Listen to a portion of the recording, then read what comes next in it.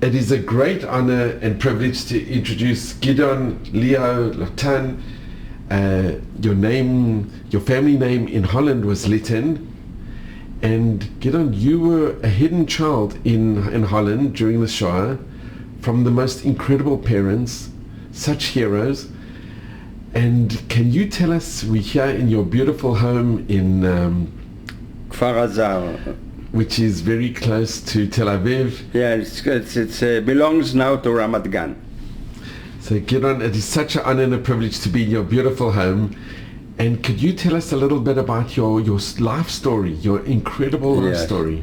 Well, I was born not in Holland. I was born to Dr. Manfred Litten, who was an educator and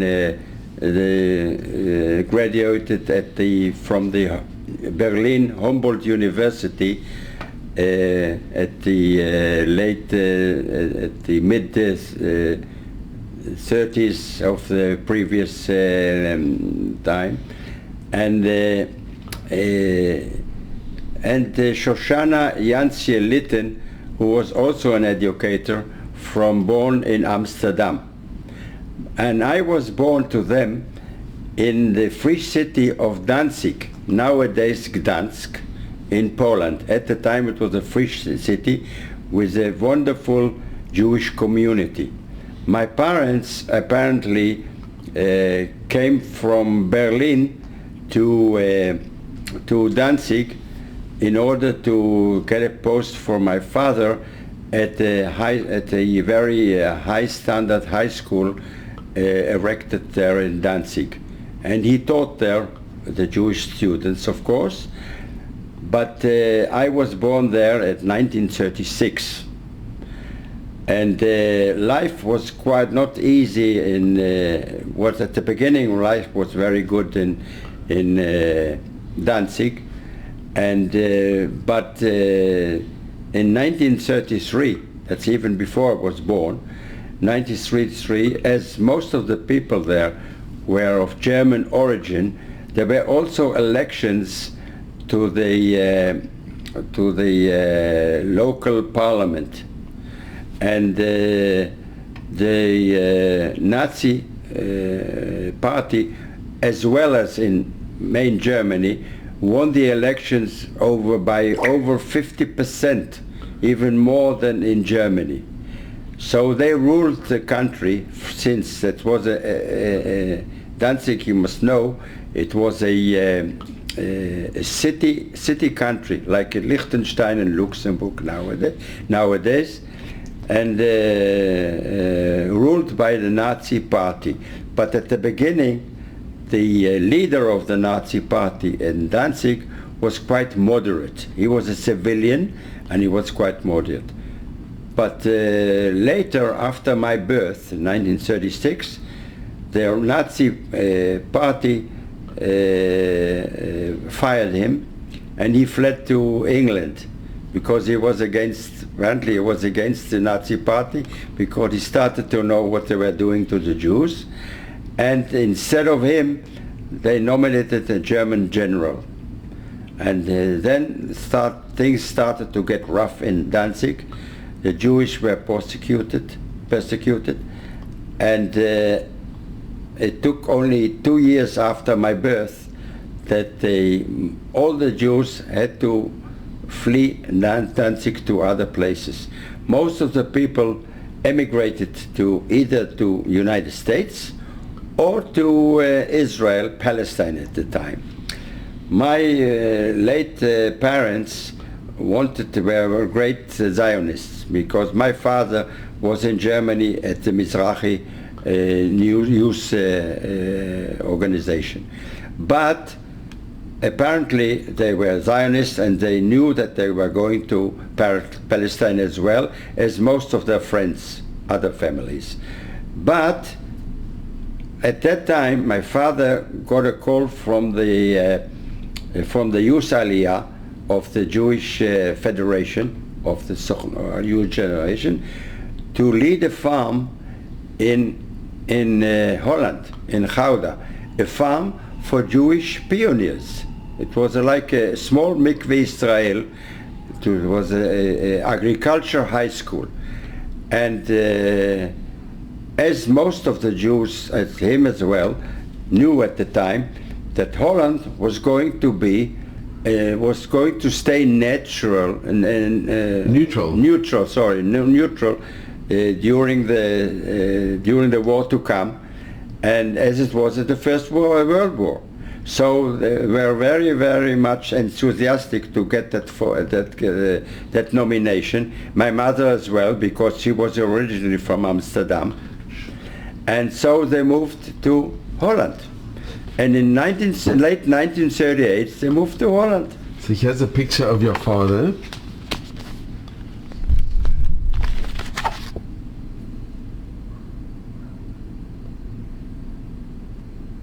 Do you have any recollections of your father? Very little.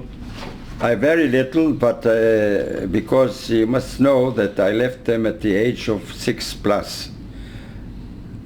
6+. And okay, there's a picture of my mother as well. Your mother was Shoshana. Shoshana, yes.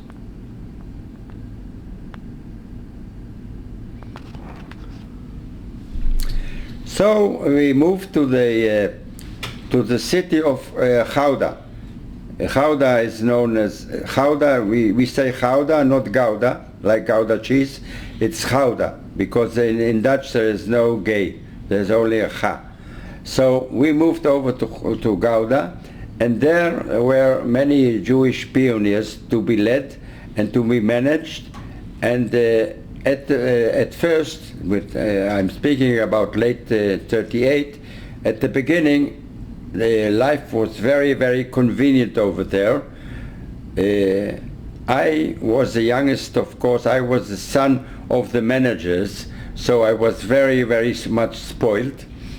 And I had a good time there on the whole at the farm.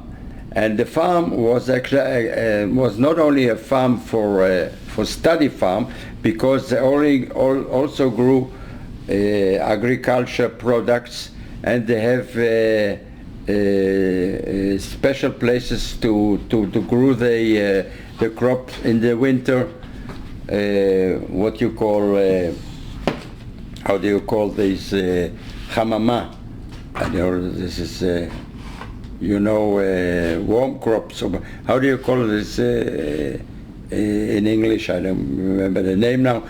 You grew in the winter time under glass, So we used to also to market the merchandise, the agriculture merchandise, vegetables and things like that. We used to move them also to the market over there. And you remember growing And up? this is, I remember very well. I have even pictures from that time, but sorry, I haven't prepared them for you, because normally when I give the story, when I give my story to the audience, I have a slideshow showing those pictures from the farm and the people. And as I said at the beginning, this was very, very convenient. But as you all know, in May 1940, Holland was conquered by the Nazis.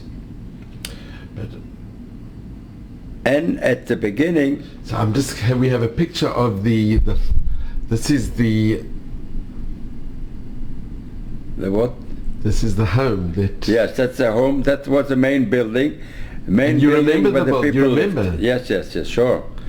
This was the main building where the people lived, where the students lived after, and my parents. Gideon, can I just ask you, what is your earliest recollections? Well, I recollect actually at 3 years onwards, when I was there, it was over 3 years onwards, I recollect all the time, and all the beautiful time I used to go along. We had also a dog, a German Shepherd at the farm, and my father named him by a Hebrew name, and his name was Caleb. dog, you know. So he named him Caleb. Later on, due to the hunger period, we had to give him away. But I remember the dog, I remember the students, and I even remember Hanukkah and Christmas, because Hanukkah and Christmas was at the same time, and they used to give me presents also for like Christmas time and Hanukkah time. So, but on the whole, my father was religious, so every Friday we had Kabbalat Shabbat and everything as should be done. So as I said, the farm life was good. I was spoiled as by all other pupils there who were 11 years older than me. So I had a good life. But this was actually good until May 1940, when, as I said before, Holland was conquered by the Nazis. Did you have any siblings? No, I was the only child. I was the only child because my parents were in their 30s when I was there. And at the beginning of the Nazi rule, again, things were gradually okay. But as you know, in Holland, when they started the persecution and the enlisting at the municipality and stamping of the ID cards with a J, Jood, a Jew, this started to get worse. And of course, all of us had to carry the yellow Magen David, you know, yellow star with the Jood assignment on it. So, but we had one favor from the Nazis actually, because we were producing crops. We were what you call an emergency firm.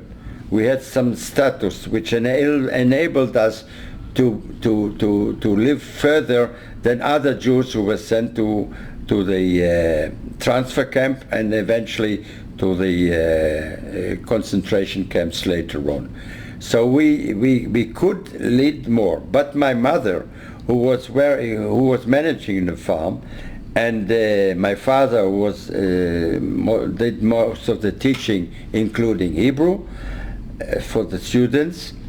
They got in contact with already from the start of the occupation. They got in contact with one of the groups of the Dutch resistance, and they started to make preparations for the future, because they knew that apparently they should be driven to the transfer camps and eventually to the concentration camps.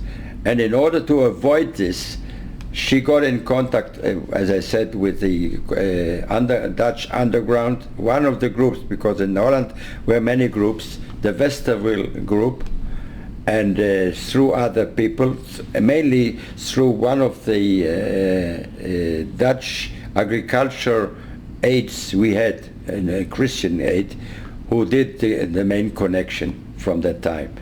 And what she did, what she thought of was to find hiding places for all of the students, and for beforehand to arrange false papers, which included IDs without the J's, with a false name instead of the Jewish name, and of course tickets for food tickets, which were new false food tickets. Like food stamps? What you call tickets for limited food provision. They gave like booklets with food stamps. Food stamps, and but the food stamps carry also the booklet or the food stamps. They carry the name, and they had to put false food stamps because with the new name of the students. So this she started to arrange beforehand. One other thing she did, my mother, in order to avoid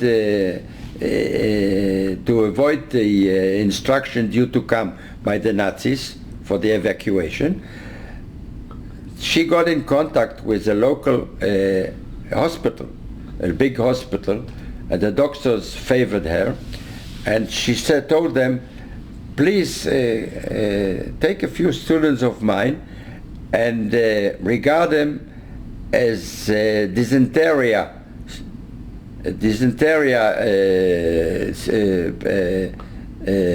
patients, which is a very, very effective illness, and the Germans are afraid of infective illnesses.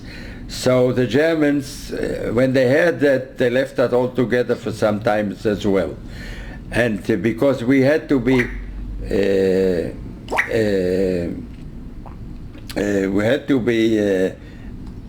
no one could enter and outside and enter. How do you call it? Quarantine. We had to be quarantined. The whole farm had to be quarantined. So she took some other time. She managed to enlarge the time for the evacuation, and still we didn't have the final instructions, because it came in letters, you know, the final instructions to. Gideon, were you in touch with, or your parents, with grandparents and uncles and aunts on your father's and your mother's side? Well, to start with my father was had a brother who emigrated made Aliyah to Palestine, Israel later, to Palestine prior to the war, Harry Litten, and he lived in Nahariya. And they had correspondence with him. Now both his parents lived in Berlin, because he came out of Berlin, and but due to the war, the apparent from letters, they had no connection with them, actually practical connection, face-to-face connection. And what I remember is that in 1940, that's prior to the German invasion, my late grandfather, Raphael Litten, died in Berlin. And at that time, I have even pictures from that time. My father grew a beard, you know, because of his late father. And that I remember him going on for a month as usual, you know. He was bearded due to the death of his father. For the Shiva? For the Shiva, yeah, for the Shiva and the monthly period, you know. He was with a beard.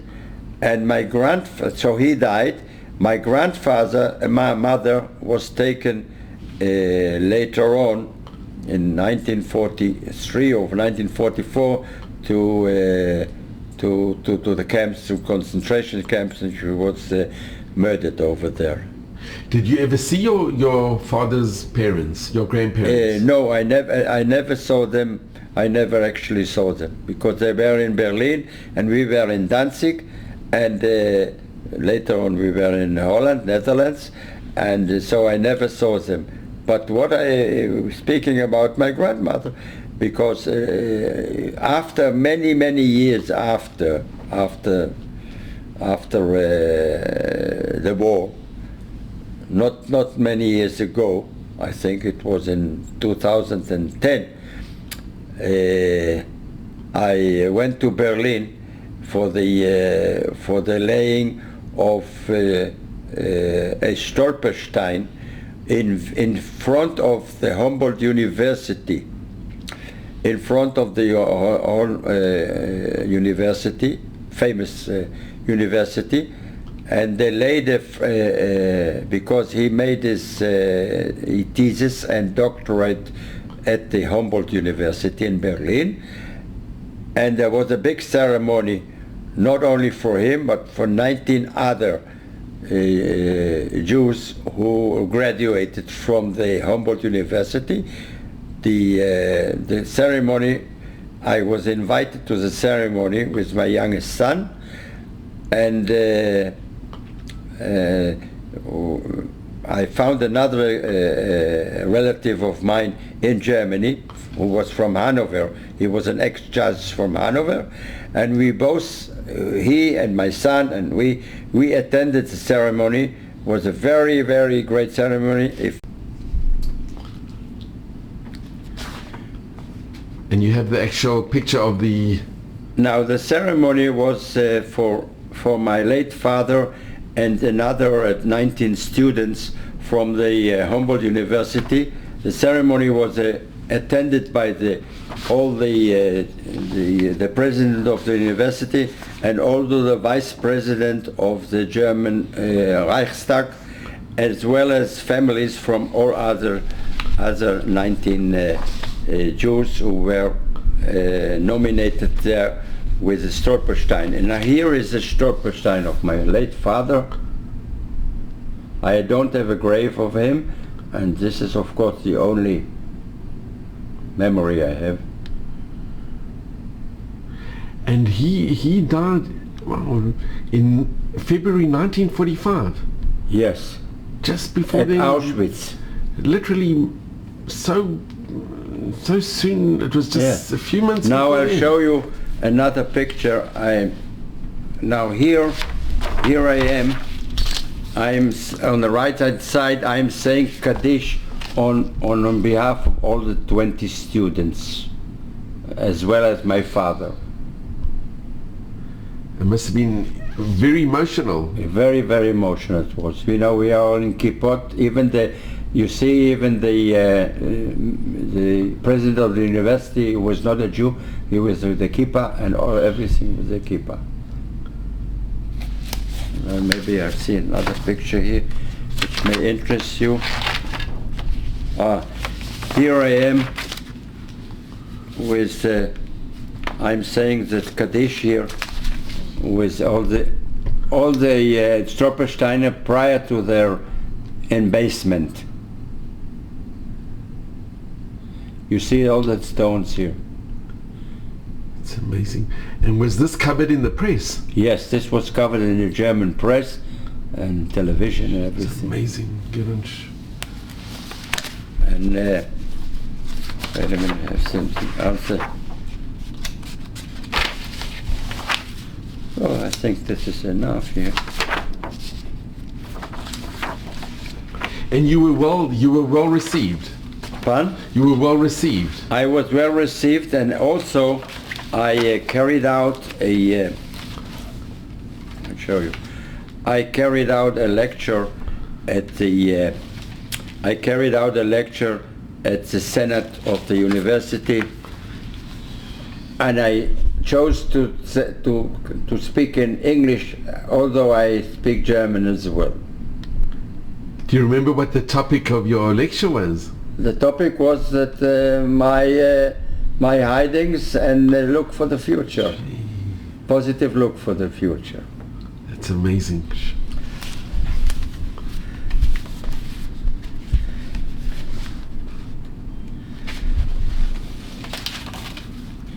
So, and Gideon, can I ask, with your mother's parents, your grandparents on your mother's side? Now, my grandparents, I did not meet them because apparently my grandmother on my mother's side died earlier, but died quite when I was very little.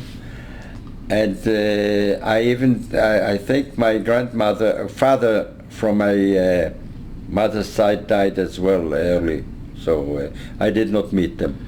And uncles and aunts? I said I had an uncle who went to Palestine. And on your mother's side? And not on my mother's side, I did not meet any one of them, but which I did meet, and I still meet, I'm in contact with the families as well. They had very, very good friends from Gouda, and also from Gouda, which is the Frommen family, and also from Israel, from Danzig, which are two families. One is Goldhaber and one is Barenbaum, which I met later when I emigrated to Israel in 1946, which I lived with them, and they are actually like parents as for me. So, so back to the previous story. As I said, my late mother made all the arrangements for the safe evacuation of the students prior to the even to the instructions to be evacuated to the transfer camps. And when the day arrived, the dim day arrived, they had to go. All the students got their instructions. Each of the students got the instruction to go to the local train station and to travel from there to Westerbork, which was the transfer camp. Now, what they did, they actually came to the station, bought tickets as well. Some of the students did not enter the train. They got either on bicycle or by other transportation because they had false papers and they were not without the yellow star, and they went to the hiding places. Others went on the train and on the way to Westerbork departed the train at other stations and went to their pre-organized. Everything was pre-organized. You must know that first of all they had false papers. Then everything had to be pre-organized with the people who had to be where their prospected hiding places were. And this has to be organized by the underground because the people, not as most people in Holland, they had to be people who believed in the hiding and were not without any connections with the local government or the local German authorities. So this has to be organized very, very, very carefully. But my mother did all this with the underground, with the resistance group she was contacted with, and this was very, very successful. Most of the students managed to successfully get over the war. Most of them were saved. Most of the students were saved, apart from some 7 students were not saved, were caught, including my father. My father was already caught in 1943 from one place of hiding to another place. Was your father also involved in the resistance? He was involved, but not so much as my mother, because he was caught already in 1943, and he went to later on. He went first of all to Westerbork, from Westerbork to Theresienstadt, and from Theresienstadt to Auschwitz, where he was finally murdered there. In February 45? February 45. Now, my mother brought me to a Christian family. I'm just going to show the picture. This is in by the name of Den Berge. Yes. This is in 1943. This is the most amazing picture with you and your mother in 1943. That's prior to, that's in 1943, prior to the time when I left the farm, because we left in later in August, around August, we left the farm. We left the farm. Do you remember 1943. Do you remember the day? This I remember very well, because I had my birthday. It was close to that time. I was born in 7 August 1936, and in 1943 we went. She took me to the Den Bergen family. This was all pre-arranged, of course, with the resistance, in order to be sure that this is a safe place for hiding, and has no other connections with the local authorities or Nazi regime. Gideon, can I ask you, do you remember saying goodbye to your father? No, I don't remember that. because I knew, I did not know that my father was caught even. At that time I didn't know anything about, I thought they will come back and fetch me from that place.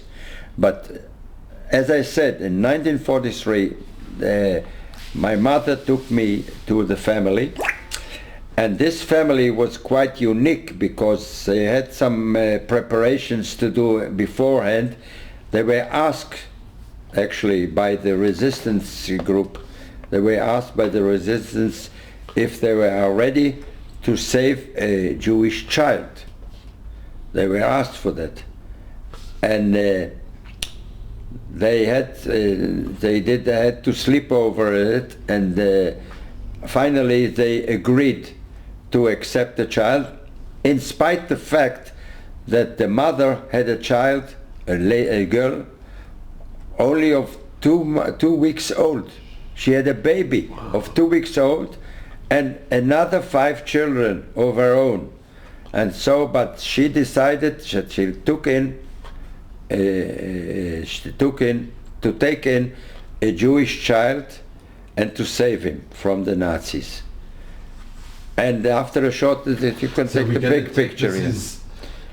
And this picture was... They knew that it was very dangerous. They knew. They knew it was very dangerous because people were paid in order to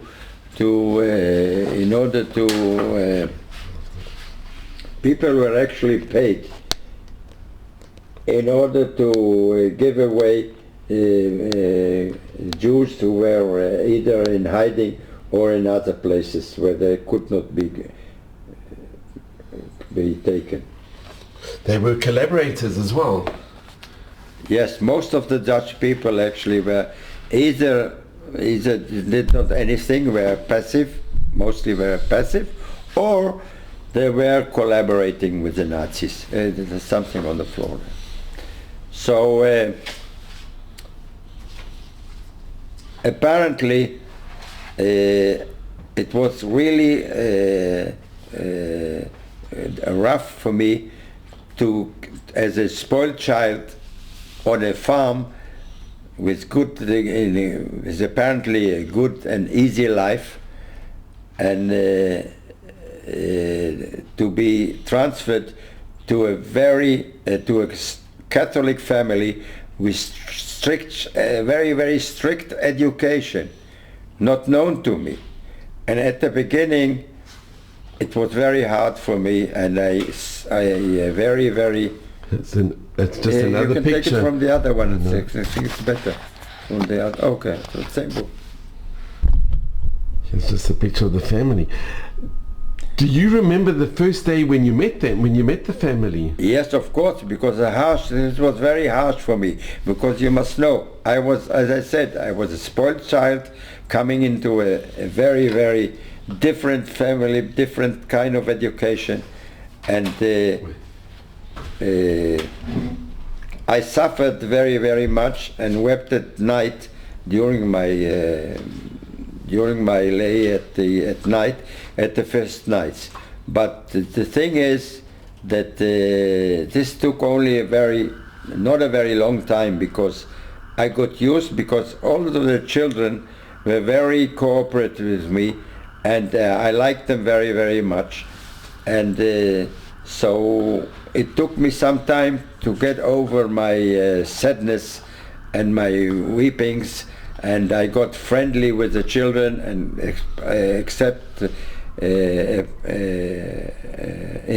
especially with one of them called Louis, who was at my age, and we got very good friends with each other. I'm just going to show again the picture. It's amazing, with such a large family, and they did this voluntary. They did this. It is completely voluntary, and knowing how dangerous it was. Knowing how dangerous it was, yes. So life was not easy with the family, but all the children, were like one group, and they grew with this harsh education, strict, harsh education. One memory of that time was especially to be remembered. When I had one memory, especially remembered, because you must know that I lived with them with good or worse. And one example of the strict education was the mother, Mary. She was an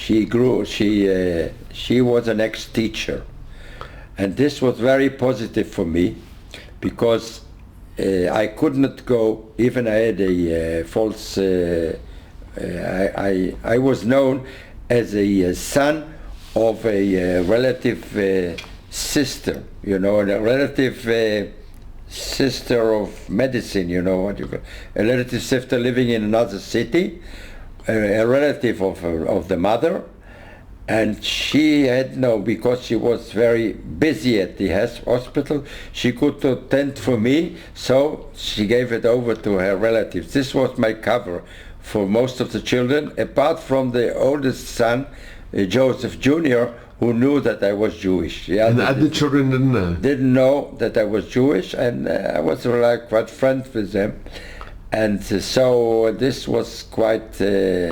because they all were blonde haired, and now all of them were blonde hair, and I myself was black hair. So you were Mary. And but what they did is what Mary did when we went public. Sometimes she put a hat on my black hair, so they wouldn't be distinguished from the others. And did they change your name? I was called Miss Bommeltier was my name, but Gideon, they used also Gideon, but my family name was different. I even don't remember what name it was, but as I said, it was dangerous for me to go to school every day, because all the children went every day to school or to kindergarten, and I had to stay at home. But as I said, Mother Mary was a teacher, and she took apart from her part of being busy at her household, she took time for me every day for an hour or so to study reading and writing and arithmetics, the basics. So, because you must remember, I was only over 6 years old. So I didn't go to school. So she taught me all the basics, and this was the positive part of it. Now the example I want to give from the strict education was, she was a teacher, as I said. Now she had a small table, what you call a luach, what do you call black? Like a blackboard. A blackboard. So she had a small blackboard on which she wrote different things for my study as well. But each day she used to make a table on the blackboard, on the small blackboard, with all the names of the students, of the children, as well as mine. And she put a number near the name. What means the number? A number. Now the numbers meant that each child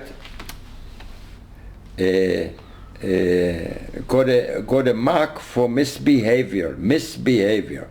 If you got 1 mark, it's 1. If you got 2 marks, it's 2. At the end of the day, chef, we called him chef, which is actually Joseph. Chef came back from work. He was quite a wealthy cloth marketeer. He was a cloth marketeer. So he came back from work, and she gave the blackboard, a small blackboard, to him with all the marks. Now, if the mark says 1, you have to get 1 beatings, one punishment. Like a little harding. A harding. 1. And if it says 2, you have to get 2. So he sat on his chair. Each of the children came to him according to the blackboard. He took off his or her pants or shorts, took out his Oh, you hear the belt? his belt and gave each child the number of blows he had won that day due to misbehavior. I cried at the beginning, but everyone got his, because it was, in Hebrew we say Tzarat Rabim Chatzi Nechama. So, you know what that is.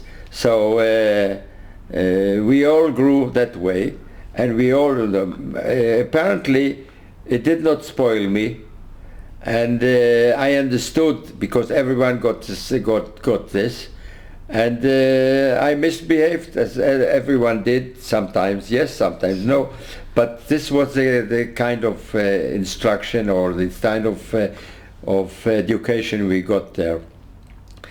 I understand also that it was good for Chef when he came from back home from his stress work, to let out some steam and to beat each of his dear children, you know. I'm going to just show the pictures of the children with the parents, with Mary and Joseph, and here you can see the children look actually quite happy. They look very... Yes. And were you treated equally? Well, I was treated 100% equally. Now, another thing was that after 6 months of my stay there, my mother knew that it would be difficult for Mary to manage all the children, because she had to fire all their maids. They were Christian maids, because of the danger to be caught. And then she sent one of her students by the name of Lida, later on Eliada, to be with me and to tend for the family as a maid. I'm going to show a picture of Lida. And during this time, did your mother, your father, did they come and visit, or did you have any contact? No, my father, as I said before, my father was caught already in 1943, so he did, of course, couldn't come. My mother only visited me at the beginning. I remember maybe only one time, and I always expected her to come again and eventually to fetch me, but she didn't. Of course, she did not come. But this was only because I was expelled from my family nearly from the age of 6. They made the most difficult decision. Yes, they made. Now, my mother continued to work in Amsterdam, mainly, in other places as well, to work with the underground, to tend for not only for her students but for other Jews as well, to let them flee through through France and to north of France through the heavy snow, the Pyrenees mountains to Spain, which Spain being neutral, they could go off from Spain to Israel, and many of the students went that way, and not only students but her students but others as well. And she arranged for money and to false papers for all those people who went over to Spain and eventually go to Israel with the Mapilim boats, you know. So, given your mother could have saved herself as well. She could have also gone. Now, my mother worked all the time without any movement, you know. And one of their students, Barry Asher, actually wrote a book about his experience during the war, and he nominated the book in favor of her because she actually saved him. And maybe I'll show the book. This is a book by Barry Asher. This is a book by Barry Asher.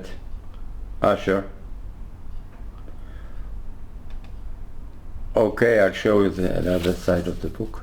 This is Barry Asher.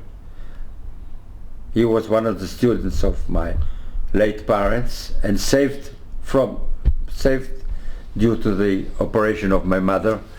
And this is a book he dedicated the book to my mother and to other underground people. Shoshana Litten, yeah. You see? Now my mother, he wrote about my mother as well, a lot about my mother. This is Joop Westerwil, head of the Dutch group my mother was enlisted to.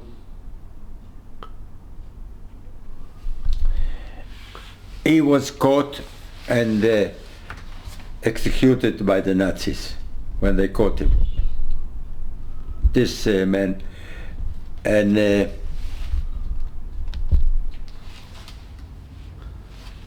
want to show you something else.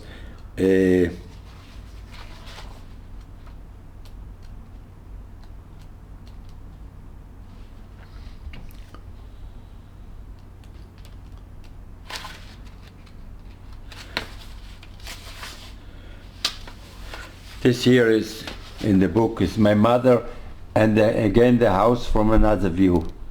The house of the Achshara, the house of the school agriculture school in Gouda.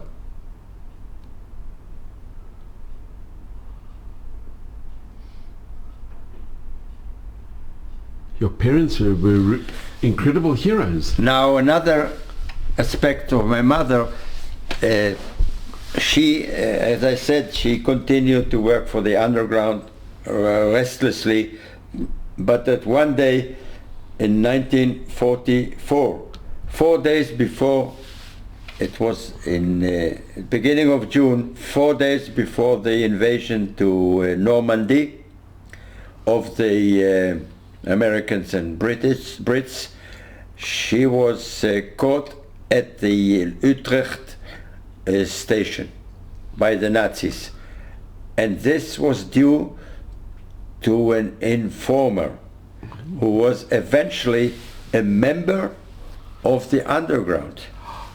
Inside, he was an informer, and due to his testimony to the Nazis, she was caught on her way to another city. Before she mounted the train at the station of Utrecht. So she was taken to Westerbork, where she met my father. This was in 1940. My father was already from 43, and she was 1944. They were both sent at the same day to Theresienstadt, and from Theresienstadt they were both sent to Auschwitz. As I said before, my father was murdered at Auschwitz. My mother managed to get alive at Auschwitz, but she was sent by the Nazis to a city in Czechoslovakia, at the northwestern part of Czechoslovakia, at a village named Zvodau. That's a city where she was sent to. This was a city with prisoners, lady prisoners, Jewish and Roma, gypsies, from due to work at a nearby Siemens factory for aircraft parts by the Nazis. And they lived there at forced labor camp. It was a forced labor camp. Each morning they got very, very little food. Each morning they were taken to the factory, the Siemens factory, for almost 12 hours, even sometimes even more. Then taken back to the camp where they got little or no food at all. And eventually she spent the time nearly up to the end of the war. I found out later that when the Americans came nearer to that camp, the Nazis took the women to a death march, and there she perished. During the death march, I got only a date and a bureaucratic date from the Red Cross, which is after the war, which is a date for people who actual date of death is not known. This I found out from many sources, including the archives of the 8th Armored U.S. Army, and also from the Holocaust Museum in Washington, from which I got even a certificate of her personal prisoner, including number. This I found out later, but that's the way she actually perished through the death march eventually. And now I carried on at the... I just want to mention, you showed me before, when your father was in Westerbork. Yeah, my father was in Westerbork. He even was involved in the school. Yes, he was even in Westerbork. He was involved in the school. And here we have a certificate. And he signed down a certificate of the late, of not the late, he's still alive, of Professor Alfred Drucker, who presented that certificate in his book to me. Sure.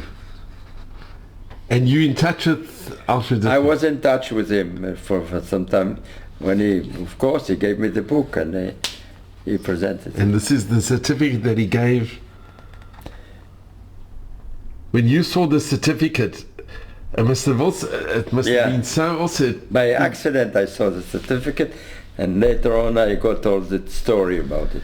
Have you ever been to Westerbork? No, not to Westerbork. I went to Holland many times, but not to Westerbork. I was in Gouda, of course I was. As I managed before, through the Museum of Holocaust in Washington, they sent me even the certificate, personal certificate of prisoner certificate of my late mother. I'll show it to you. You see? This is Susanna Litten, and this is from Zvodau. This was it. Okay? And they say the date of transfer was in March. And this... March 45. This was no. She got there. She received there at 1944. 1944. She went there at 1944, and on the death march in 1945, before the Americans arrived. All this information I got from the Museum of Holocaust in Washington. And Yad Vashem? No, because you know, and who gave me how did I come to the Washington Holocaust Museum? That the people in the archives of the U.S. Army, the 8th Army Armored Battalion, who actually freed the camp, and they found there a few hundred of starved women, but my mother was not among them, because she went to the death of March beforehand. And then I asked them, where can I get more information about my mother from that camp? And they said, go to the Museum of Holocaust in Washington, they might have it. And they sent me the whole information. Now, my mother, back to my mother a few mornings before, another thing, my mother doesn't have a grave anywhere, as well as my father, but she has a this is in the book as well. She has a place of commemoration at the near the at the I'll show you.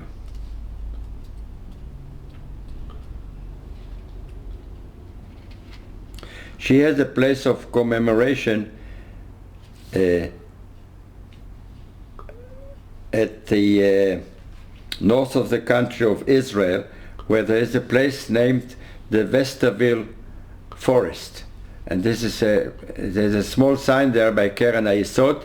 It shows, and there they have a place where people of the Dutch underground are commemorated. And I'll show you the pictures. This is near at Ramot Menashe.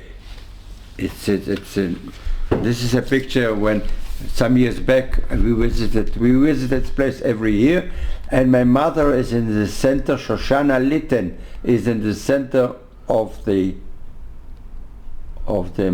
memory, Yizko memory place. And this is the only memorial? This is not the only memorial in Israel that I have from my mother. But my mother apparently also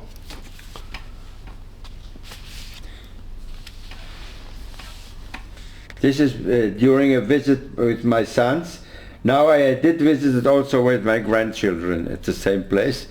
And we have a group of people who are ex-Hachshara people or resistance people from the Dutch origin, and we meet every year at that place or other places.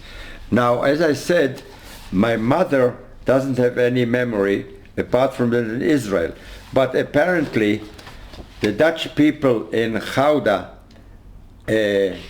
and mostly the one lady who is very dedicated to this, did a big scheme to make Stolpersteine in Gouda. She decided that all around 400 Jews perished during the war, during the Holocaust in Gouda, should have Stolpersteine, memory stones, wherever they lived. And among other things, she did so also for the 7 people and 2 of my parents, 9 in total, at the place where the school, the agriculture Hachshara school was. So they did this some years back. They did this actually in back, and I can show you some pictures. The name of the lady who was managing all this operation is Susia Citroen. Susia Citroen was a famous jazz singer, a Jewish jazz singer in the Netherlands, in Gouda. And she made a promise that nearly 400 Jews of Gouda should have Stolpersteine at the place where they lived, either or the place where they studied, like in this. This is a lady, first of all, Susia Citroen. This is a lady who did all the work, and now she really finished her job. There's also a book she published about this, but this is what during the ceremony of the 9 people from the farm. I'll show you the... Did you attend the ceremony as well? Yes, of course. I'll show you the pictures. I came there with my son, my youngest son, and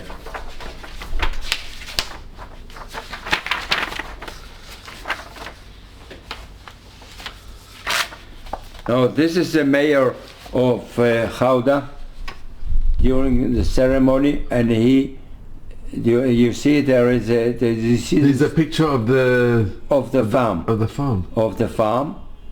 And the farm doesn't exist anymore. No, the farm was in 1981. It was evacuated. And the house? The house as well. It's a pity. So this was a all right, just a minute. There's a sign now. These are the, wait a minute.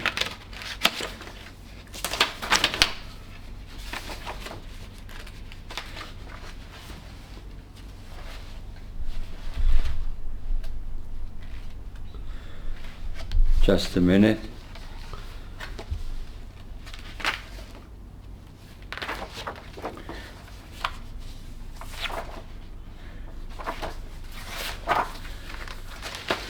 These are the stones at the time,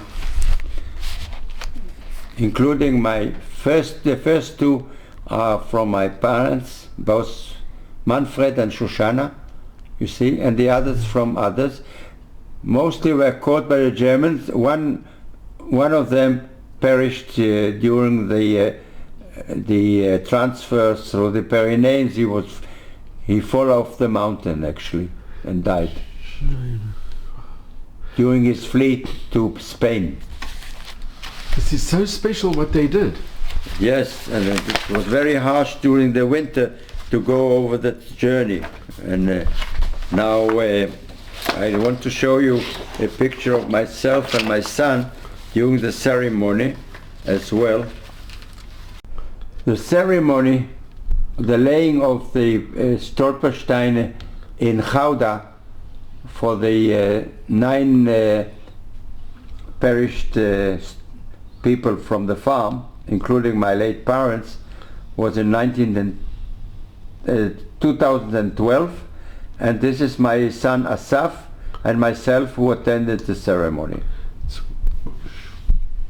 Thank you. That must have also been very emotional. Very, very emotional.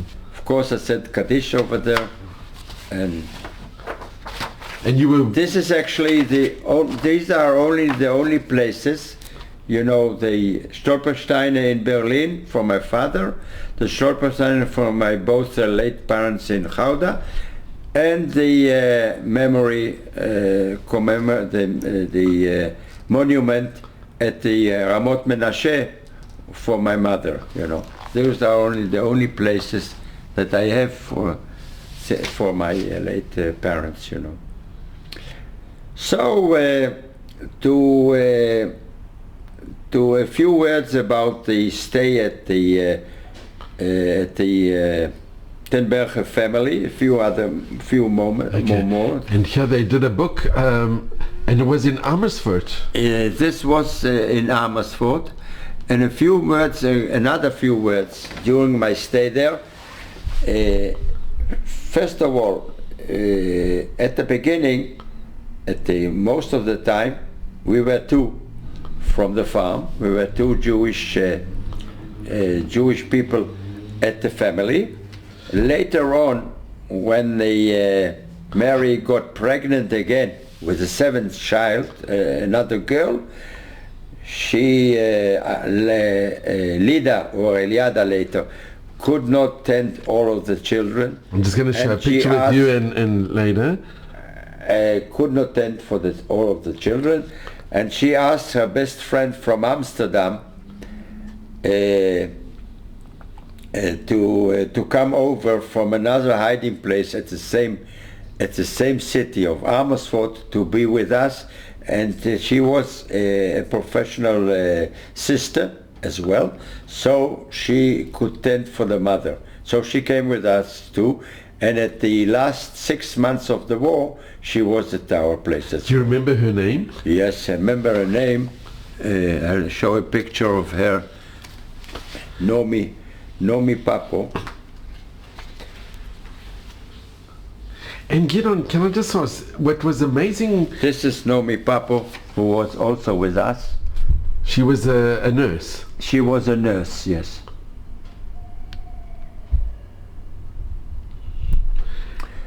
And she died recently at the age of 98. She lived not far away from us. She was bright until the last moment. Very significant, a very unusual lady. And given you had a good relationship with Lida? Yes, I had many years, and now with their offsprings as well.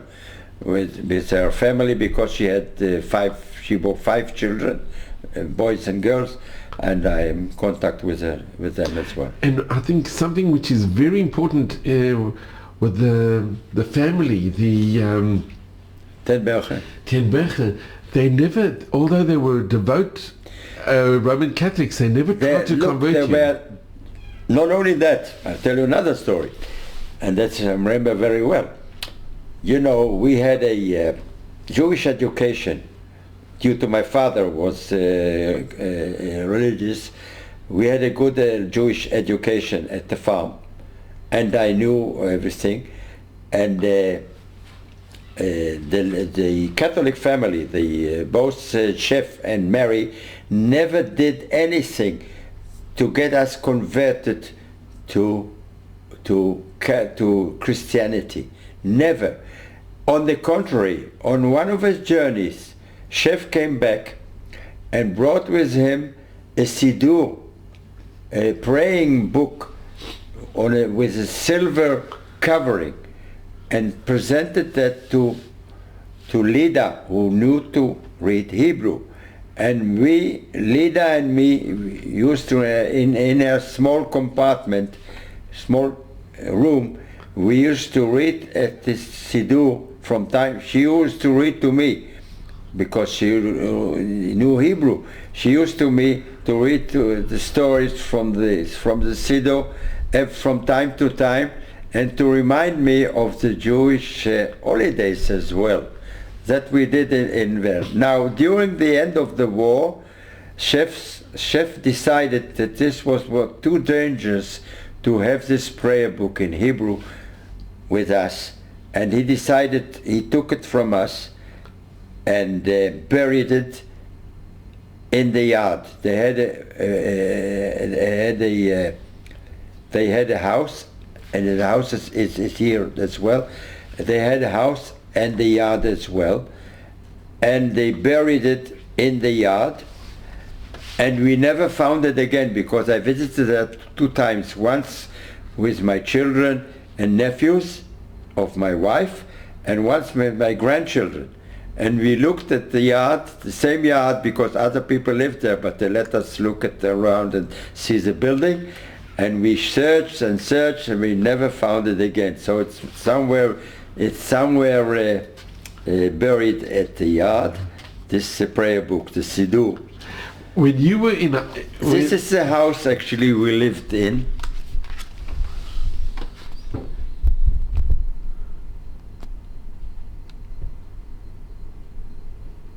And it still exists today? The house still exists today, but other people live there, but they let us go in after, when we visited it during our visits, to the Netherlands. And you remember the room you were in? You remember the house? Yes, so I saw everything, and now even I saw the cellar. Now, one thing is this house had a small cellar, which nowadays the present tenants use it for wines, as a wine cellar, but they're both lawyers, but like my son. But I don't believe, when I saw the cellar, I don't believe how all the family could go through the time of the bombings. We had several bombings during the war. One of the bombing was because we were very, very close to an anti-aircraft field by the Germans. Very, very close. And so we had bombardments from the either American or British planes, and we all had to live for weeks in the cellar. But there was another cellar, non-official cellar, not in the plans of the building, which was under the garage, and this was used mainly during the end of the war, also by me, because when they had actions, when from time to time, the SS used to come around and look for Jews and things like that, or look for other things, and but we got beforehand we got information about that from the underground. We were very, very close with the underground. So we were all prepared. And then they would put me not in the cellar, which everyone knew where the cellar was, but in the unofficial cellar, which was very under a big closet. And so no one could see it and no one could know about it. And at the end of the war, the Germans, the Nazis, started looking for able manpower to be sent to forced labor in Germany. And this also, from time for actions actions by the SS, we knew about those actions beforehand. So one of the big action was I think it was in November 1944, they were looking for all the able men to be sent to Germany, but they used this cellar to hide in and when the Germans came. And at that time, this is a thing we remember clearly, all of us children were sitting at the table when the SS came in to look for Chef, because Chef was one. And he and his neighbors were in the cellar, in this unofficial cellar. And they started to look all over the place with open bayonets, with the bayonets tearing around all the furniture and looking for Chef. And she told them that Chef is out of city and he's far away doing his business. He's not at home. So they started to look. They didn't believe us, so they started to look all over the place from top to bottom, but they didn't find him, of course. And we children, we knew all about this, and we sat silently eating their very, very poor lunch, because that was near to the starving time when there was no food, nearly no food. And us children, we had to do the household working things like washing the dishes and stirring the soup, which was nothing more than a few pieces of meat or no meat at all. So, but they did not found Chef, and from that day they celebrated his second birthday, because they didn't find him. Second birthday for Chef, they didn't find him. But otherwise, other things regarding the army, this was already quite, as I told you before, we had a big anti-aircraft field near to the house. In front of the house was an open space there, open field, and the commander of the base lived at a house near us, not near us, a neighbor house which was formerly by Jews who were sent to the camps, and he boarded that house with his small daughter. He had two other children, grown-up children, who were soldiers at the east. The funny thing was that the daughter of him, the young daughter, was 7 years old, like myself, at the same age as mine. Her name was Ursula. After the war I tried to find her, but I did not. But she came to play with us. And the mother wrote in her memoirs that, look at I see things, look at the people, children of the conquered, including a Jewish child, are playing around with the conqueror's daughter. All continents. And you remember her? And this I remember very well, that we played together. And apparently it seems that I was the only one to be able to talk with her, because I knew also German. And she was a German girl, so I talked with her in German. And we were able to contact each other. She did some silly things, she even took out of her father's dressing room, she took some cigarettes, and we used to cut them in small pieces and smoke them in secret, children do, you know, small children. But she played with us. And another thing was that we as children used to go to the anti-aircraft gun field. We were with, I remember it was at the colder times, we were with big coats. And the underground people told us, whenever you see ammunition, you know, things like that, put them in your pockets.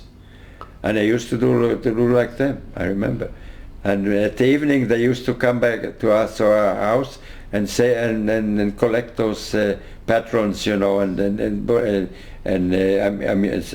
small ammunition, you know, like light arm ammunition, what you call, not cannon, it's light arm bullets, you know, and things like that. We had the pieces of bullets in our pockets, and we used to give it over to the resistance people. So that, and all we did, you know, and they never knew that I was also Jewish, so it was very dangerous, but we did it. So. And you know, you went to church, I think. No, the thing is, I did not go to school, but I did go to church. I did go to church with them, again, without any way to convert myself, but I did go to them as one as the other children. And the funny thing is that after many years, this was I am speaking about 1943, 1944, 1945. After so many years, when I traveled abroad, and even recently, I'll tell you this, I traveled abroad to Italy one time with my wife and one of my sons. We went over to a church in Assisi. Assisi is a nice village in Italy, and we went to the church there. And when we heard the hymns there, I remembered the hymns, the music. I remember the music. The music of this. And even now lately, we had a trip from the Institute of or the Organization of Military History. We went over to, even it was last week, we went over to Nazareth to see the church during the day and other places around from military history. And we attended the Annunciation Church, and we had the Missa there, because this was on the 25th of December, Christmas Day, you know, and they were praying there, and I heard the hymn, and I remembered the hymn as well. After so many years, I even recorded this. I remember the hymn that they used to sing there. So this was amazing. But I think they sent you to church because they didn't want the neighbors to be suspicious. Yeah. Why are you not going? And yeah. So I had to go with them. I had to go. On Sundays, they always went to church, you know. But, and the neighbors, did they No, the neighbors, it was lucky enough, the neighbors were cooperative. I mean, they were incorporate with the underground. They were not the negative. We did not have any negative, apart from the Nazi, you know, who was living there. But this was not an SS. He was an armament officer. He was an anti-aircraft commander. And Gideon, do you remember Germans marching into? Do you remember German soldiers? Yes, of course. We went to play with the soldiers at the camp. When I told you that we stole the ammunition, they were young soldiers, and they played with us children. You know, the German soldiers. Yeah, they played with us, and I remember them very well. No, the culture of the family, I must say, was amazing, because nearing the end of the war, we as the young children, one day we saw at the upper part of the building, very upper part, a cup of tea, you know, an empty cup there on the verge of the building, and we were worried what it was. And the older children knew what it was. Apparently, later, when the war ended, we were told that we knew actually. We saw it after the war, when the war ended. on the Liberation Day. And Liberation Day suddenly came down another person, and who was a navigator of a plane shot down, an Austrian navigator who asked for a deserter. He was actually a deserter because he came down with a parachute, and he asked for miklat. How do you call it? A shelter. Shelter. He asked for shelter. He knocked at the door of the family. This I was told. I didn't know, but I only saw the cut, that there was someone at the attic of the house, and under the roof, you know. So we were told that he came to the house, asked for shelter, and they took him in. For everything they could have been shot, you know, and they took him in for a few weeks. And later, we saw him later when they turned him over to the military police of the Canadians. The Canadians liberated us. So we saw this. This was amazing, that everything, you know, for 3 Jews, a deserter, and such a large family of their own. And their own. And this is also written in the book, because when you see the testimony of her, Ellen was who wrote the book. When Ellen's brother wrote the testimony in the book, they said, we could never believe how our parents did such a thing, in spite of us being children, and to endanger us as children for every deed they did. Because they did endanger. Yeah, they did endanger children. And they didn't understand it. They could not understand it, how they endangered us as children. That's what they wrote. Were they upset with their parents because they? Yes, after many years after, you know.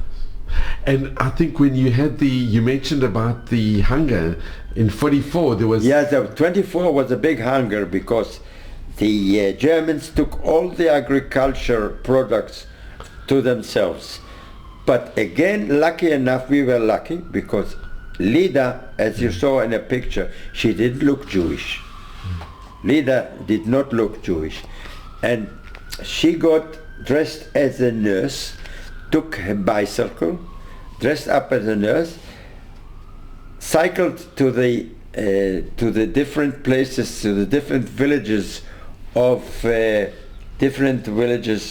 farming villages, took with her very precious clothes, which marketeered by chef, as an exchange for milk, eggs, and flour from those farmers. And this enabled us to survive, because when this I remember, we saw from our building, from our house, how people perished on the street. Perished from hunger. They came from other places and they had no food and perished. And in one instance, not speaking about kosher or not kosher, one instance, there was a big rush outside the house at another date, you know. And apparently, we saw all the women of the house, and Lida and everyone get out with knives and pans, not sirim, sirim, where they put food in, where you cook. Cooking like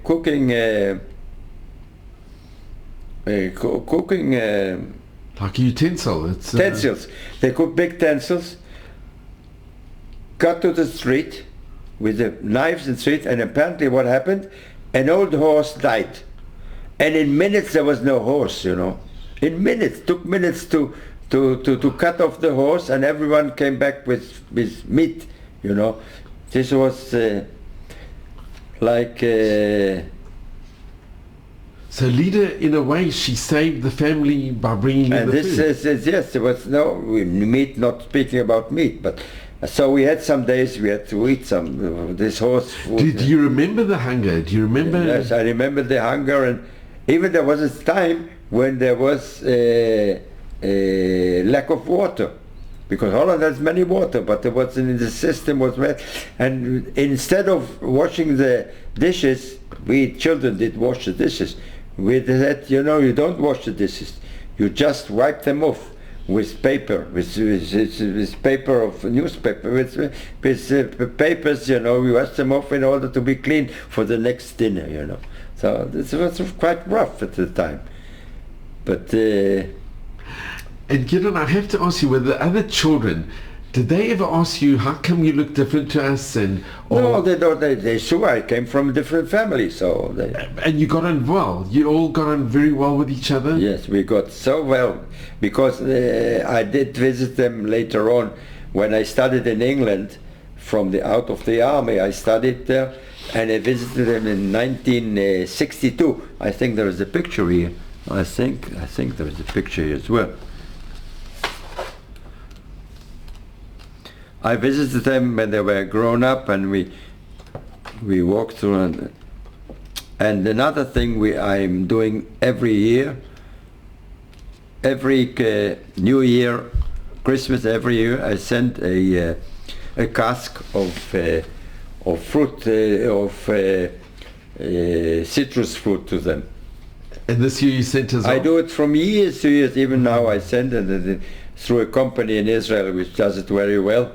And this is very nice. This is a picture taken when I was there at 1962 with the children and the grown-ups already.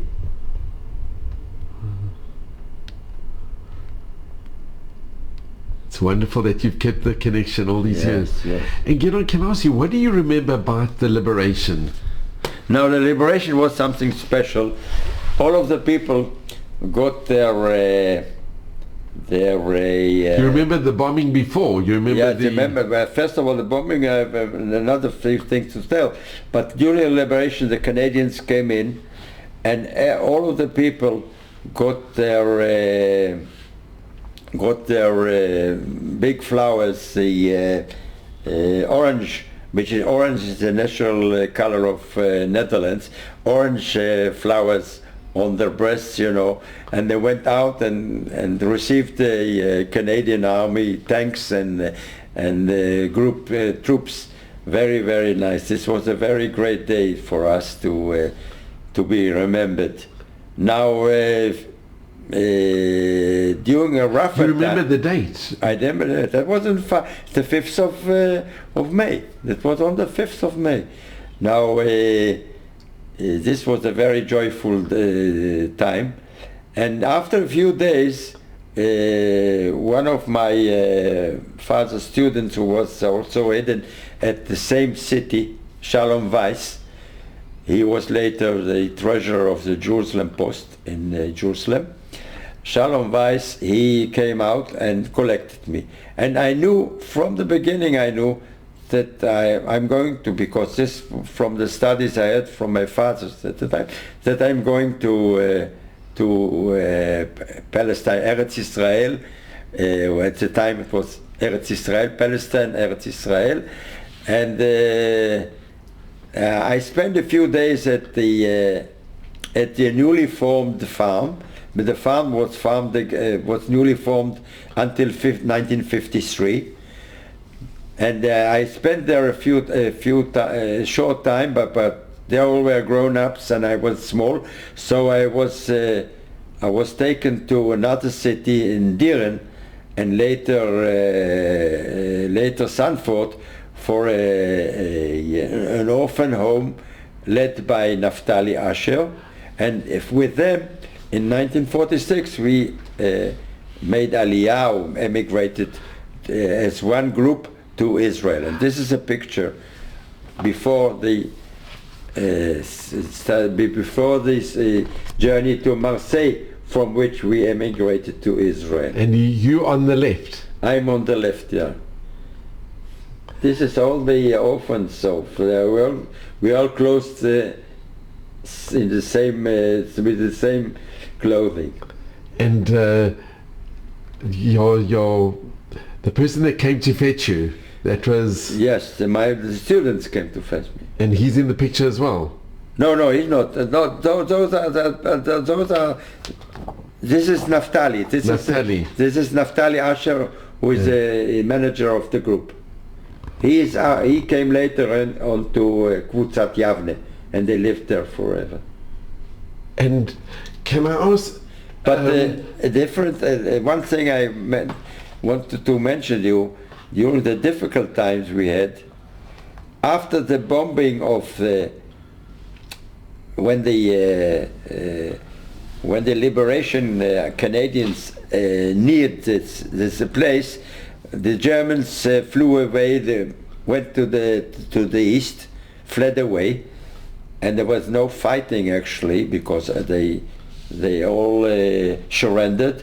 But during the last time of the war, prior when the anti-aircraft field people were not present anymore, the Germans started to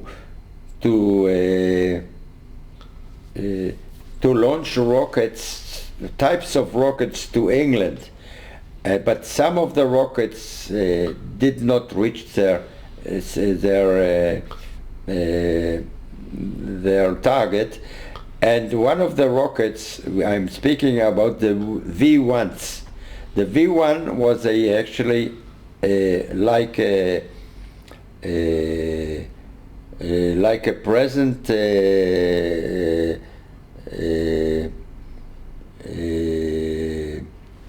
rocket flying on low altitude.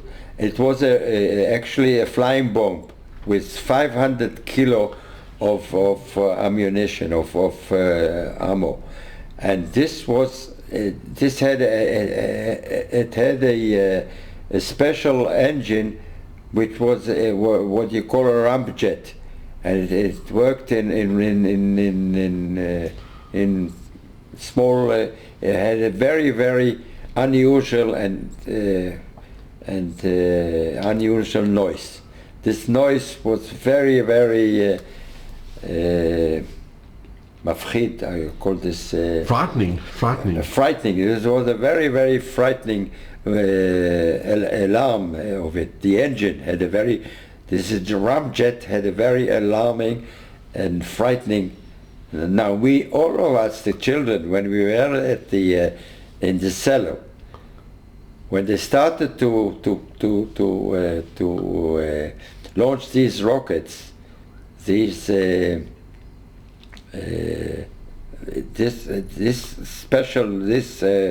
frightening noise, we knew that whenever the frightening noise is on, it's okay, but when it stopped, the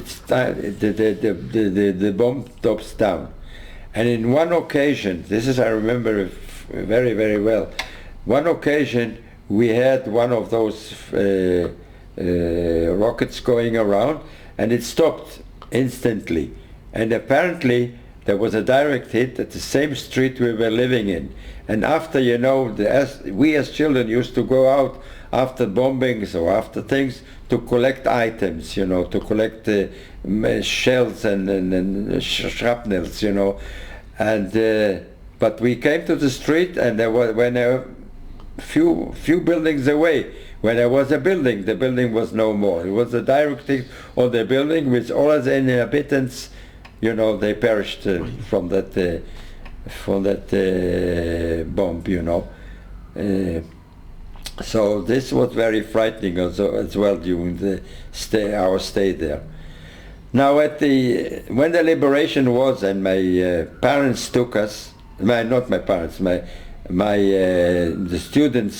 student of my parents took me to where the former Hachshara school was.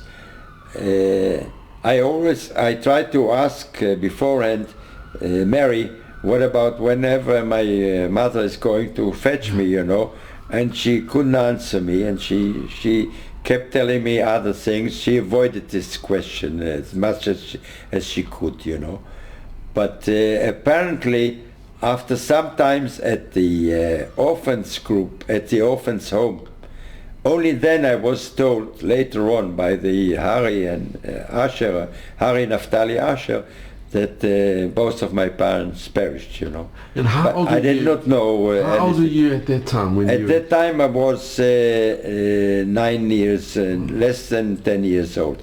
When April, we emigrated to Eretz Israel. Well, this I remember very well because we ate only matzos it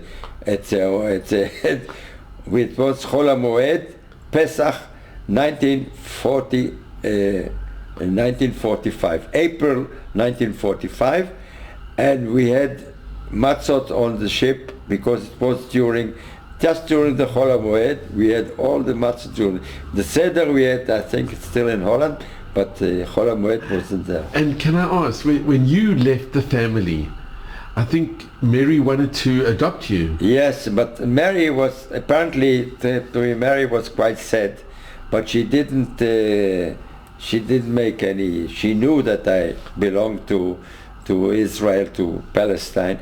They didn't make any harsh or didn't make any objections to me for me to be taken by. But was it difficult to go? But it was, for me it was not so difficult because I knew what my destination was. But for her it was very difficult. She wrote it in a book because it was so harsh and quite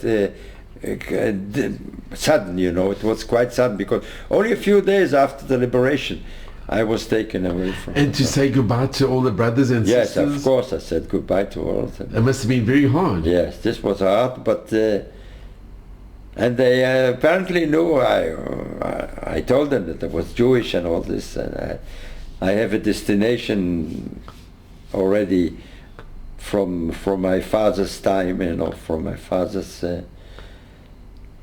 Yes, this is more or less the story. And coming to Israel with that group, was it legal or did you have to No, go? this time, as an orphan group, I don't know how they manage it. We all had certificates. This group was the whole orphanage got certificates, as well as their managers and people going with them. We went home. We came to Haifa, and I was met by good friends of my family, my family Froman. And with them I went to, as I told you before, I kept 6 months I lived in Jerusalem with them. Then I went over to an agriculture elementary school in Kfar Bialik at an installation named Ahava, Mossad Ahava. This is a special other story. Because this Ahava place, this is actually closing of a circle, because apparently Ahava was established in Berlin in the 30s, and one of the instructors at the Ahava was my late mother, and my late mother met there my father, and they wed in Berlin. I even have their marriage certificate because the students kept it for me. I got it at the bar mitzvah time. I got an album from the farm and some copies of different papers. My birth certificate from Danzig, my father's birth certificate, and my parents' marriage certificate. All I got during my bar mitzvah at the farm from the students of my parents. They gave it to me on my 13th birthday, on my bar mitzvah. And this was very joyful for me, of course. And from the Ahava, I lived there, I was there for 4 years, up to the end of elementary school. Later I moved to Haifa, with again other very, very hard friends from my parents, family Barimbaum. When I attended the technical high school of the Technion in Haifa for 4 years, and then I enlisted to the army. I lived with the brothers of the same family in Tel Aviv, enlisted to the army at the Ordnance Corps, which was in Hebrew it's חיל הטנא וההחזקה, formerly חיל החימוש. I stayed there with them for 26 years until my retirement from the army, and later on I worked at a technical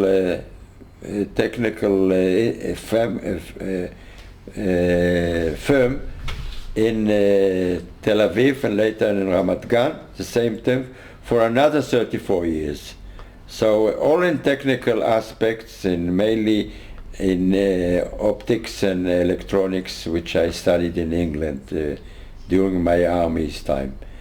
And I retired as a lieutenant general, and now I'm busy, among other things, busy with our cooperation of fallen soldiers of the same corps. And Gideon, you met your wife and you got married in 63. Now I got married in 1960. No, I married her in 60. I got acquaintance with her in 1962, and I married Dvorah from the Rosen household. She was a daughter of the formers of Kfar Azar, a Moshav of Dim. She was, we built our house in Kfar Azar, which we are now in as well, the same house. We have 3 boys, and 4 grandchildren. And they all went with us to Holland to see the places, to meet the people who's actually, the children of the people who actually saved us. And you kept in contact with the family all the years? I kept in family all the years, and I went visit them nearly once a year since COVID time. And you did an amazing thing. You organized Chasidei Umot Olam, Rightous amongst the nations. We organized Chasidei Umot Olam to the Ten Bergen family, and the author of the book, Ellen, came and received, on behalf of the family, she received the medal and planted the trees at the forest, at the Har Herzl there. And here we have a picture. We have the pictures here from the ceremony. That also must have been extremely emotional. In 1989. This was in 1989. And there's the medal, and is she still alive? Ellen is still alive. We correspond, yes, of course. Ellen is still alive. Some of her brothers are still alive, but I'm in contact with them. Now the thing is, a few words to end this. I think that what kept me well through all these years is some kind of optimism. One thing I learned from all this is to look at the cups half full,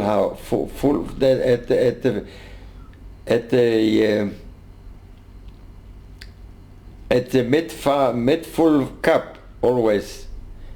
This is the strategy I have during all my life. Instead of being half empty, it's half full. Half full, but I look at the half full side of the cup, always, of the positive part, and I try to explain everything in a positive way as much as possible, you know. So look at the bright side of life. This is actually my... and this is the message you give to your children and grandchildren? We give to my children, look at the bright side of life, and never lose hope, you know, never lose hope. And I think even in the harsh times we are nowadays, we will overcome. I think I'm sure we will overcome. And Gideon, that's been amazing. But Gideon, can I ask you a very difficult question? Okay, go ahead.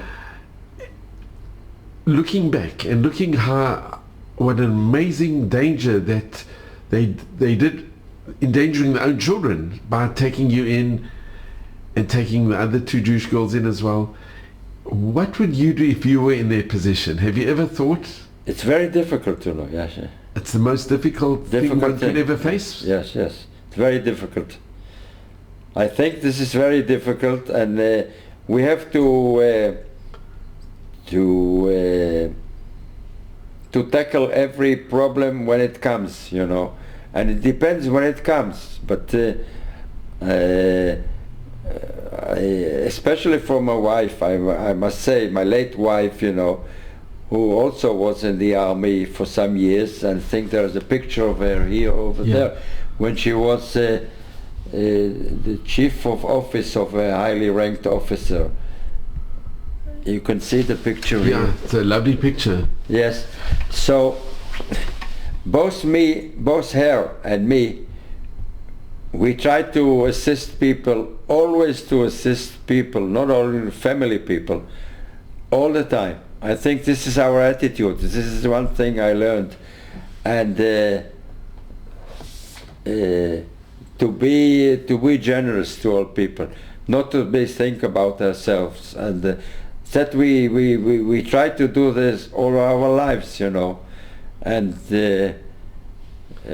charity. I mean charity, and this is one of the things that we wrote on my late wife's grave as well. That she always was in favor of great charity. And she did not look on herself, you know. So this is actually part of the answer to your question, you know, that we put this as an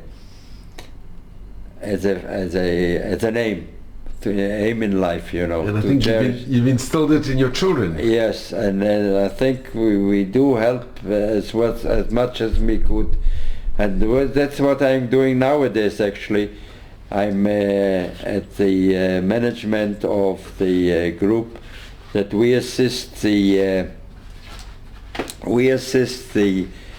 orphans and the war orphans and the widows of our corps, you know, throughout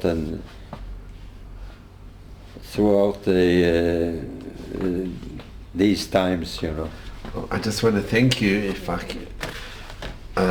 Gideon, it's been such a tremendous zchut, what an honor and a privilege to be in your home and to be in your presence. Thank you very much, yes. Gideon, really, thank you very much. Gideon, you are an icon, really, you are a hero.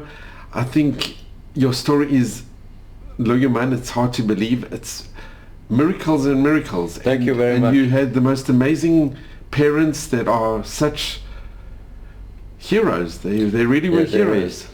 And I'm glad that my mother, also my father, but mainly my mother, is commemorated at the new museum nowadays, at the Second World War Jewish Warriors Museum at Latrun, you know. It's so important. But to look from this little boy here in this, that this family took you in, and wow, you know, I'm just so, there are no words to thank you. Okay. And you should just have mazel and bracha, and I'm extremely grateful to you. Okay. Shalom Weiss, who was one of the late Shalom Weiss, who was one of the pupils of my late parents at the farm. At the farm they had it. We invited one of the Dutch resistance group ladies who was with my mother, and we invited them as well, and we took them to a sightseeing and to everything, and a non-Jewish of course. Her name was Hilda van Noorden, and she was an artist, you know. This was an example of what she did. I have others, you know. She was an artist. And she was together with my mother at the Resistance. And when we visited Caesarea, I took her to Caesarea to look at the ancient remains of the Romans and Herod. And we strode there, and at one instant she took me aside and said, I have a story for you. Probably you don't know it. And I said, what is it? And I said, you remember that there was an informer in our group who informed about your mother, and which led eventually to the loss of her? I said yes, and said it may be some kind condolence for you that we caught the informer and we fired him, without a trial. And said that's actually the story. They killed him. We caught him and put him on the firing squad and killed him, on the instance for that reason. But eventually, we did it. So this is maybe this will be some condolence for you after so many years. But eventually, he was caught, and they tried quickly by us, Field trial. We had a field trial, So this is another short story. Well, thank you so much, Gideon. Really, it's just been incredible. There's no words, really. Yes, so there are many stories around this period, this harsh period during the Second World War. But Gideon, can I ask you, in Holland, you had the very best Chasidei Motalam, the most incredible people, but then you also had those that informed, and in your family you had both. We must remember another thing I kept telling people. In spite of the harsh period in Holland, the number of Rightous among nations people in Holland is the biggest compared to the Jewish community. Because the only one exceeding the number of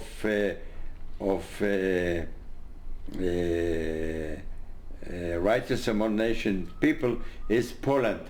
But you must remember, in Poland there were 3 million Jews, and there are around 7,000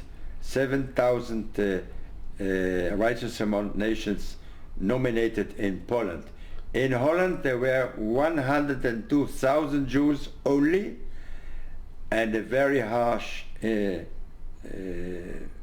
some pro-Nazi population, and they have had over 6,000 for the small 6,000 Rightous among nations.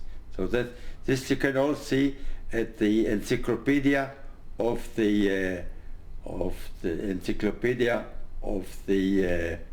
Rightous among nations people, the book about Holland. I have the book. You have seen probably the book. But it's true. Holland. The English book. I have it here over. Per ratio, it has the highest amount. Per ratio is the highest amount.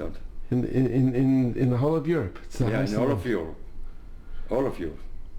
And in your family, you had both. You had those that saved you, and those that informed on your mother. Yeah. So, apart from that, we also keep speaking about Rightous among nations. Apart from the Ten Bergen family, previous to that, we nominated them in 1989. But previous to that, in the 1970s, we nominated also Dirk van Schaik, who was in charge of the agriculture at the farm, and he did a lot with the resistance group, and actually led my mother to the existence group. So he got Rightous of Nations as well in Jerusalem. Thank you so much, Kevin.